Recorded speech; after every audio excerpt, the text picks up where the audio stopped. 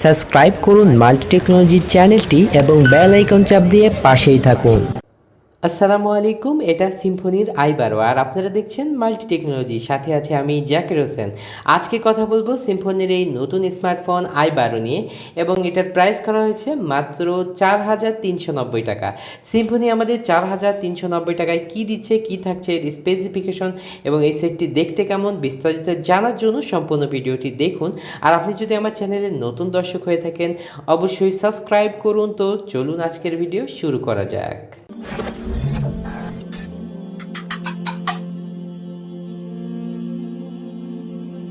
তো i12তে দেওয়া হয়েছে অ্যান্ড্রয়েড 10 এবং গো এডিশনে রান করবে, এবং এখানে দেখতে পাচ্ছেন ডিসপ্লে হিসেবে দেওয়া হয়েছে 5.45 ইঞ্চি এইচডি প্লাস ফুল ভিশন ডিসপ্লে।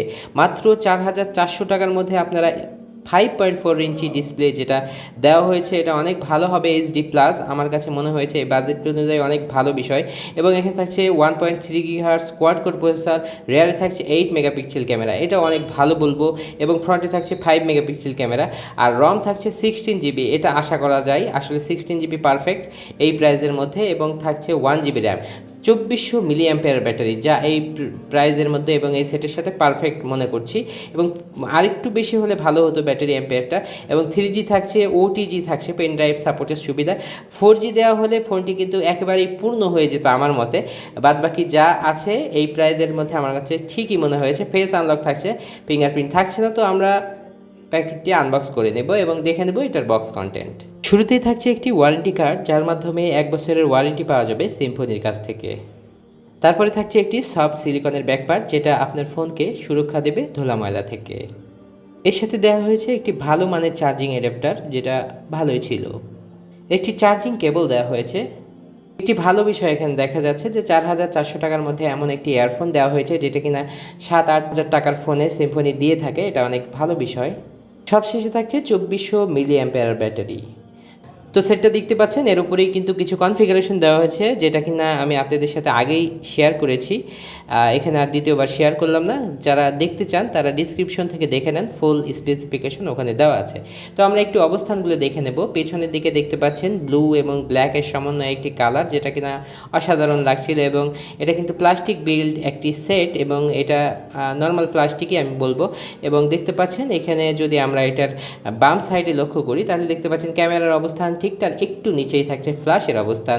তারপর দেখছেন এখানে মডেলটি লেখা হচ্ছে i12, এবং নিচের দিকে যদি আরেকটু আসেন তাহলে দেখতে পাচ্ছেন সিম্ফনির ব্র্যান্ডিং, সিম্ফনির লোগোটি, এবং নিচে আসলে স্পিকারের অবস্থান। স্পিকার এখানে দেওয়া হয়েছে, সচরাচর এইরকম পজিশনে স্পিকার থাকে, আর নিচের দিকে দিলে আরও ভালো হতো। আর এটার ডান সাইডে থাকছে ভলিউম রকার্স, একটু নিচেই থাকছে পাওয়ার বাটন, আর আমরা যদি নিচের দিকে লক্ষ্য করি শুধুমাত্র থাকছে এমআইসি, আর এটার বাম সাইডে কোনো কিছুই থাকছে না। আমরা যদি টপে লক্ষ্য করি তাহলে দেখতে পাচ্ছেন যে মাইক্রো এসবি চার্জিং পোর্ট, এবং থাকছে 3.5 mm অডিও জ্যাক। আমরা যদি ফ্রন্টের দিকে লক্ষ্য করি তাহলে দেখতে পাচ্ছেন যে ফ্রন্টে স্পিকারের অবস্থান এখানে দেওয়া হয়েছে, ফ্রন্ট স্পিকার, এবং এখানে দেখতে পাচ্ছেন যে ক্যামেরার অবস্থান, এখানে কোনো ফ্ল্যাশ দেওয়া হয়নি। দেখতে পাচ্ছেন এখানে দুটি ন্যানো সিম আপনারা লাগাতে পারবেন, এবং একটি এসডি কার্ড লাগানো যাবে। 64 জিবি পর্যন্ত সাপোর্ট করবে এই ফোনটিতে। তো আমরা এই ফোনটি যে কালারটি ছিল সেটির নাম হচ্ছে ডার্ক ব্লু। তো আমরা ফোনটি চালু করে নেব। তো দেখতে পাচ্ছেন এখানে যে 5.45 ইঞ্চি ডিসপ্লের কথা বলা হয়েছে, সেটা এখানে দেখতে পাচ্ছেন বেশ বড় সাইজের, এবং এখানে দেখতে পাচ্ছেন যে 2.5D কার্ভ গ্লাস। এই প্রাইজের মধ্যে এটা আমি বলবো অসাধারণ, কেননা বাংলাদেশি ব্র্যান্ডের মধ্যে সবথেকে ভালো এটাই কিন্তু আপনাদেরকে প্রস্তাব দেওয়া হচ্ছে। যদিও এটাতে 4G নেই, শুধুমাত্র একটা বিষয় যারা এখানে মেনে নিতে পারবে তাদের জন্য কিন্তু বেস্ট অপশন হতে পারে এই ফোনটি, কারণ এই প্রাইজের মধ্যে যদি 4G দেওয়া হতো তাহলে এর থেকে ভালো আমার মতে মনে হয় কোনো ফোনই হতো না, কেননা এটা সিম্ফনির ফোন। তো আমরা এটা সেটআপ প্রক্রিয়া সম্পন্ন করে আবার ফিরে আসি।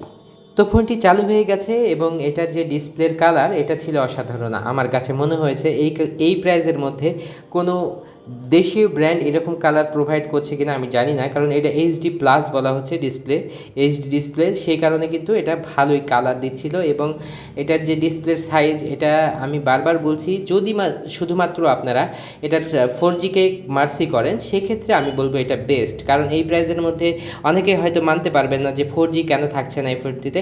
তো যারা নেট একটু কম ইউজ করেন আমার মতে তাদের জন্য এই ফোনটি বেস্ট হতে পারে, কিন্তু যারা শুধু নেটের জন্যই নিচ্ছেন তারা এই ফোন থেকে বাদ দিতে পারেন। তো আমরা এই ফোনটির যে ক্যামেরা দেওয়া হয়েছে 8 মেগাপিক্সেলের, আমরা আসলে একটু দেখে নিতে চাই যে এটার 8 মেগাপিক্সেলের যে রিয়ার ক্যামেরা দেওয়া হয়েছে এটা কেমন হবে। কারণ আমরা আপনারা জানেন যে আমরা ইনডোরে ভিডিও বানাই, এখানে খুব বেশি এটার পারফরমেন্স দেওয়া সম্ভব না। তো আমরা জাস্ট একটি ছবি তুলে একটু দেখে নিতে চাই এবং আমার যে ওপিনিয়ন আছে এটা শেয়ার করতে চাই। আসলে অনেকেই বলেন যে আপনি কেন ফোনটি হাতে পেয়ে রিভিউ বানান, তাদের প্রশ্নের উত্তরে আসলে আমি খুবই ব্যস্ত থাকার কারণে জাস্ট আপনাদের ফার্স্ট ইমপ্রেশন এবং এই ফোনটি সম্পর্কে কিছু তথ্য আমি জানাতে চাই। আমি বিস্তারিত রিভিউ করার সময় বা পরিবেশ আমার কাছে না থাকার জন্য আমি অত্যন্ত দুঃখিত এই বিষয়টির জন্য। তো আমরা দেখতে পাচ্ছি যে এটার যে পিকচার কোয়ালিটি, আমি বলবো এই প্রাইজের মধ্যে যে 8 মেগাপিক্সেল দেওয়া হয়েছে এটা কিন্তু আসলেই ভালো।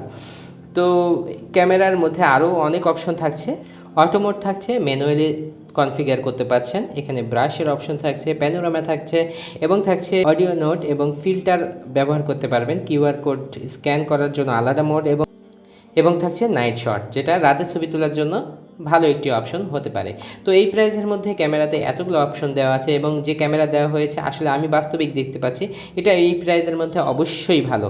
তো বন্ধুরা, আমরা যদি এটার আরও কনফিগারেশন দেখে নিই তো তাহলে এটা দেখতে পাচ্ছেন নেভিগেশন বারে যে অপশনগুলো এখানে দেওয়া হয়েছে, পাওয়ার সেভিং মোড থাকছে, হটস্পট চালু করার সুবিধা থাকছে যেটা কিনা সব ফোনেই থাকে।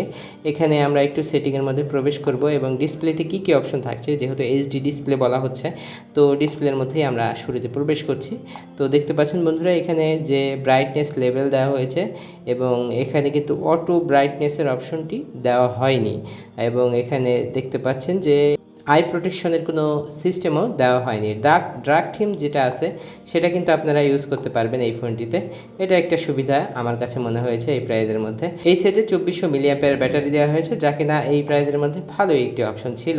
তো এখানে দেখতে পাচ্ছেন যে ডিভাইস নেম দেওয়া হয়েছে এবং আরও যে অপশনগুলো, এখানে সিপিইউ দেওয়া হয়েছে 1.3 GHz কোয়াড কোর প্রসেসর বলা হচ্ছে এবং জিপিইউ হিসাবে থাকছে মালি T820 এবং র্যাম 1 GB।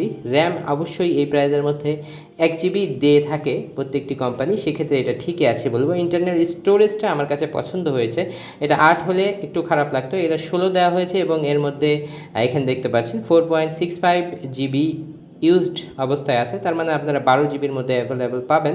তো অ্যান্ড্রয়েড 10-এ রান করছে, এটাও অনেক ভালো বিষয় যে অ্যান্ড্রয়েড 10 এই ফোনটি রান করছে। তো বন্ধুরা, আমার কাছে মনে হয়েছে এই প্রাইজের মধ্যে যে 8 মেগাপিক্সেলের ক্যামেরা দেওয়া হয়েছে, এইচডি বিগ ডিসপ্লে দেওয়া হয়েছে এবং এটাতে ওটিজি সাপোর্টেড দেওয়া হয়েছে এবং এইটাতে 16 GB ফোন স্টোরেজ দেওয়া হয়েছে, আমার কাছে মনে হয়েছে খারাপের তুলনায় ভালো দিকগুলো অনেক বেশি ছিল। এবং একটা বিষয় আমার কাছে শুধুমাত্র অপছন্দ হয়েছে, সেটি হচ্ছে যে এটাতে 4G দেওয়া হয়নি, এই বিষয়টি অপছন্দ হয়েছে। আর ব্যাটারি অ্যাম্পিয়ারটি একটু বেশি হলে ভালো হতো। তো এই ছিল এই ফোনটির একটি শর্ট রিভিউ। এই ফোনটি কেমন লাগলো অবশ্যই জানাবেন, এই ফোনটি সম্পর্কে বিস্তারিত জানার জন্য আমাদের কমেন্টের মাধ্যমে জানাবেন। আজকের ভিডিও এখানেই শেষ করব, নেক্সট কোনো ভিডিওতে দেখা হবে ইনশাআল্লাহ। আসসালামু আলাইকুম ওয়া রাহমাতুল্লাহ।